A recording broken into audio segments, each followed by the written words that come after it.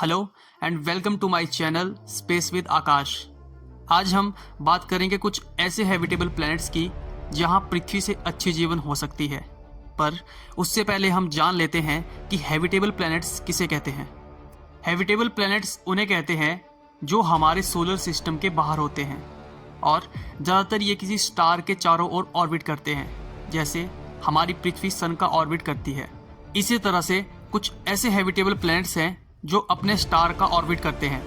उनमें खास बात यह है कि उनमें हमारी पृथ्वी की तरह एक अच्छा वातावरण है, एक अच्छा क्लाइमेट है और एक कठोर सतह है। और इन प्लैनेट्स में ऐसी बहुत सी चीज़ें हैं जिस कारण साइंटिस्ट इन्हें हैबिटेबल प्लैनेट्स कहते हैं। अब बात करते हैं कुछ ऐसे प्लैनेट्स की जो हमारी पृथ्वी की तरह है। जो आप फोटो में देख रहे हो ये है गिलसे 667cc। ये हमारी पृथ्वी से केवल 22 प्रकाश वर्ष दूर स्थित है और यह पृथ्वी से 4.5 गुना बड़ा है।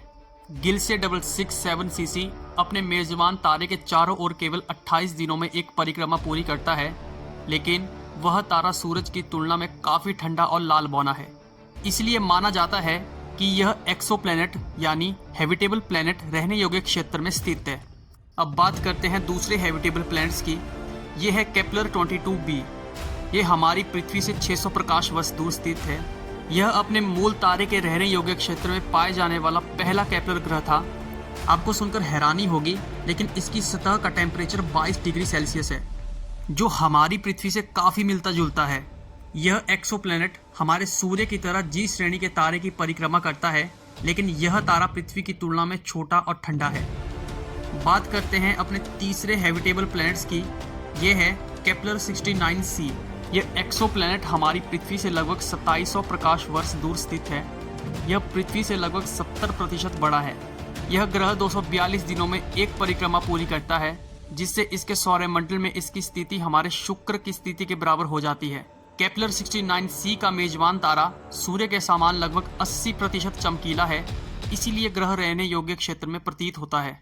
बात करते हैं अगले एक्सोप्लैनेट की, तो ये है KOI 5715.01। इस प्लैनेट के बारे में बता दूं तो ये प्लैनेट सुपर हैबिटेबल प्लैनेट है।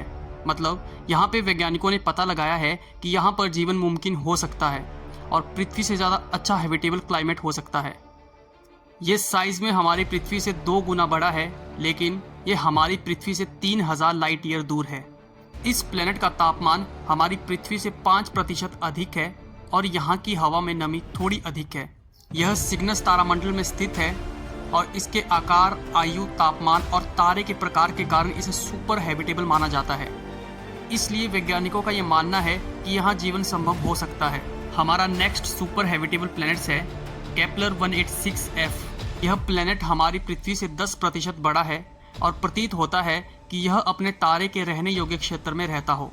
वैज्ञानिकों का ऐसा मानना है अगर इसके वायुमंडल में पर्याप्त मात्रा में कार्बन डाइऑक्साइड हो तो पानी तरल अवस्था में मौजूद हो सकता है।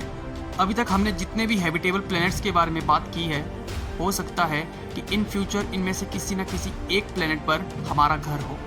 ऐसे बहुत से हैबिटेबल प्लैनेट्स हैं जिनसे साइंटिस्ट को लगता है कि उनमें से किसी न किसी प्लैनेट पर जीवन हो सकता है। आप में से जितने भी अभी तक ये वीडियो देख रहे हो, आप ये ज़रूर सोच रहे होंगे कि जितने भी हैबिटेबल प्लैनेट्स हैं ये हमारी पृथ्वी से हज़ारों लाइट ईयर दूर हैं और इतनी दूर जाना तो असंभव है। लेकिन वैज्ञानिक वार्म होल पर काम कर रहे हैं। आपको बता दूं कि ब्लैक होल के बारे में कई तरह की थ्योरी हैं, जिसमें से एक यह भी है कि यह हमारे ब्रह्मांड में एक जगह से दूसरी जगह जाने का शॉर्टकट हो सकता है, जिसे वार्म होल कहते हैं।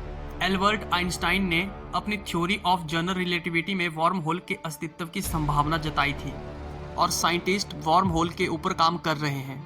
हो सकता है कि इन फ्यूचर हमारे ब्रह्मांड में कोई ऐसा शॉर्टकट हो जिसके ज़रिए हम हैबिटेबल प्लैनेट्स पर जा सकें। अगर आपको वीडियो अच्छा लगे तो प्लीज़ वीडियो को लाइक और चैनल को सब्सक्राइब ज़रूर करना।